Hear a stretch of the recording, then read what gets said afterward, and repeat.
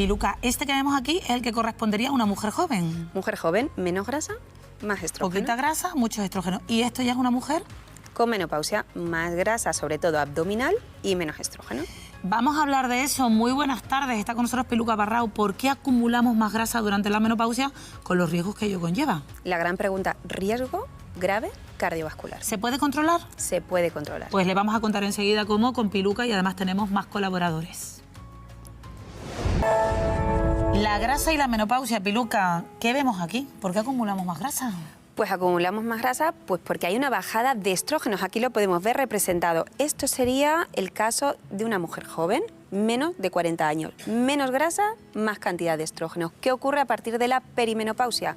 Más grasa, menos cantidad de estrógeno, y esto va a influir en todo el proceso para que acumulemos grasa a nivel abdominal. ¿Qué ocurre? Cuando somos jóvenes tenemos forma de pera, acumulamos la grasa pues en la zona del glúteo y las caderas. Ahora nuestro reservorio a partir de los 40, ¿qué ocurre? Se va pues a la zona del abdomen, y entonces pasamos a tener una forma más de manzana. Hay muchas mujeres que nos envían la pregunta ¿por qué engordo más en la menopausia? Pero como esto es un programa de salud, Piluca, el problema de la acumulación de grasa es que aumenta el riesgo de padecer otras muchas enfermedades. Así es, la gran pregunta, ¿por qué acumulo más grasa si hago lo mismo? Pues porque baja tu metabolismo. ¿Y qué ocurre si baja el metabolismo?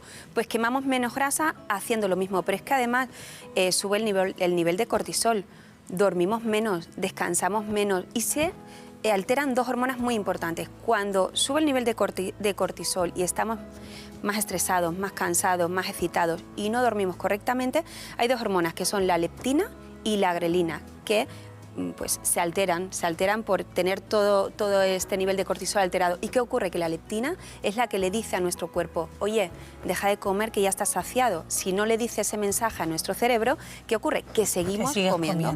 Y la grelina es aquella que dice, quiero seguir comiendo porque tengo mucha hambre. Entonces, si se altera, pues se produce más información de esa grelina a nuestro cerebro. ¿Y qué ocurre al final? Que seguimos comiendo, pero sobre todo también el hambre emocional. ¿Qué pasa cuando llegamos a casa después de todo el día del trabajo, estresados y nerviosos?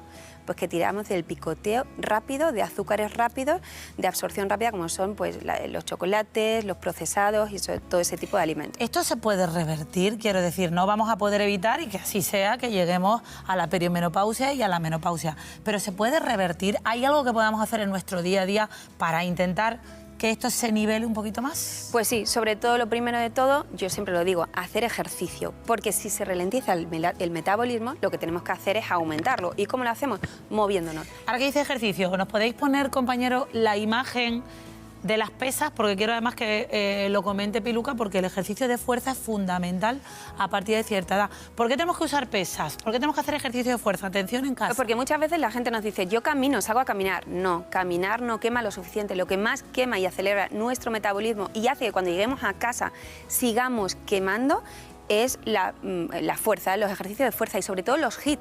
Si combinamos ejercicios de alta intensidad con como, por ejemplo, caminar o estar en una elíptica. Yo pongo un ejemplo muy sencillo. 2 días a la semana hacer, por ejemplo, spinning, ir a correr, que es más fuerte, y luego 3 días a la semana combinarlo con musculación. ¿Por qué? Porque nos va a proteger los músculos, nos va a proteger los huesos de caídas y de que luego haya un riesgo a perder esa musculatura que es la que nos protege al final de nuestra osteoporosis. Ejercicio de fuerza, combinarlo, y supongo que también hay que cambiar ciertos hábitos, huir de las grasas saturadas y de todos los alimentos procesados y consumir, por ejemplo, más fibra. Más fibra, que nos olvidamos. Detalles muy sencillos, como por ejemplo cambiar el pan que comemos cada día, cambiar los espaguetis, los macarrones, pero no solo nosotros, también a los niños, porque cambia toda la flora intestinal. Hay que tomar más proteína. Más proteína, menos grasas, hacer más ejercicios, evitar el estrés, dormir, descansar muy bien. Muy importante el descanso nocturno. Cuéntame eso, porque hay muchas mujeres, bueno, hombres y mujeres, pero en este caso estamos hablando de la menopausia, que a partir de cierta edad el descanso es cada vez peor, duermen poco. ¿Cómo se puede mejorar eso, Piluca? Para que ese cortisol tampoco se nos dispare. Lo primero, acostumbrarnos a tener una higiene del sueño. ¿Qué es la higiene del sueño? Olvidarnos de irnos a la cama con el móvil. Olvidarnos de estar activos a últimas horas del día. Es decir, no irte a hacer una clase de defensa personal a las 8 de la tarde, sino llegar a la calma, mantener las luces un poco apagadas, una iluminación baja, fuera dispositivos digitales, fuera televisión, estar como un poco más en calma. Y luego, pues bajar el nivel de estrés, frenar de ese estrés que llevamos de todo el día. Y si no podemos de forma, con estos hábitos de sueño, lo podemos introducir con fitoterapia, con valerianas, pasifloras. Hay muchos complementos en farmacia que nos pueden ayudar, porque ten en cuenta que cuando hay un exceso de peso, que al final es que ingerimos más de lo que gastamos, la ingesta calórica es mayor al gasto calórico, pues el 50% son nuestros hábitos de vida, es decir, que no nos estamos cuidando, no estamos haciendo deporte. Luego hay un 30% que es la parte genética, que hay que luchar con ella, con la epigenética, también se podría modificar un poquito. Y luego hay un 20% que no le estamos dando importancia, pero es muy importante, que son los microorganismos, la microbiota que vive en nuestro intestino, y eso con prebióticos y probióticos también se puede ayudar. Volviendo al tema de la grasa, aquí lo estamos viendo perfectamente, más grasa y menos estrógeno, y ya que has hablado de complementos, hay complementos, por ejemplo, que nos pueden ayudar siempre, por supuesto, con asesoramiento profesional a eliminar más líquido, a no retener, a que esa grasa no se acumule.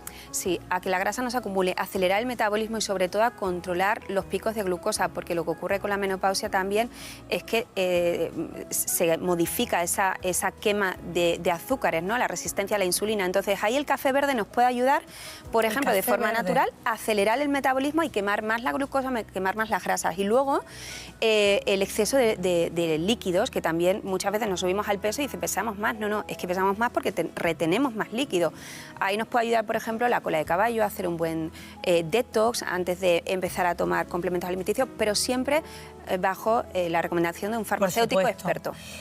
Has hablado antes también de la acumulación de grasa y nos decía Piluca, hay dos tipos de grasa. Están viendo ustedes esta cinta métrica porque una es la grasa superficial, que es la estética, y luego está esa grasa que se acumula alrededor de órganos, que sí que puede ser peligrosa. Sí, tenemos la grasa visceral, que es la que se acumula alrededor de los órganos más importantes del cuerpo, y esa sí que es peligrosa. Y de hecho, la mujer cuando llega a la menopausia supera el riesgo cardiovascular con respecto al hombre, que antes estaba al contrario, ¿no?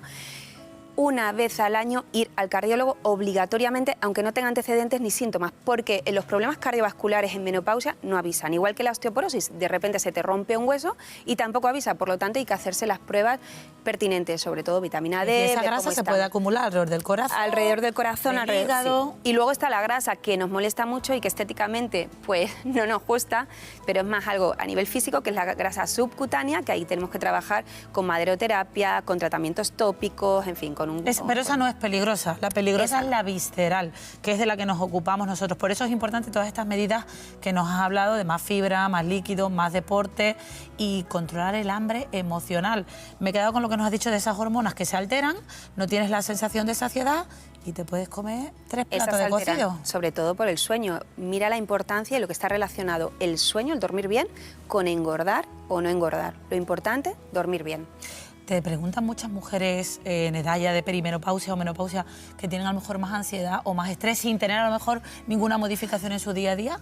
Sí, y no menopausia y perimenopausia solamente, que somos expertos en ello, sino hoy en día el 90-95% te dirá de las pacientes, las personas que vienen a la farmacia, tienen estrés, ansiedad por trabajo, por familia, por problemas personales. O sea, la mayoría de las personas le damos complementos alimenticios a base de fitoterapias naturales para intentar bajar, porque luego ya cuando no hay otras opciones sabes lo que tenemos que hacer, bajo receta médica, otros químicos. Piluca, muchísimas gracias por estar con nosotros, por hacer parada en A Nuestra Salud. Espero que te sigamos viendo estas próximas semanas. Gracias. Y vamos a hablar, bueno, somos de la misma quinta.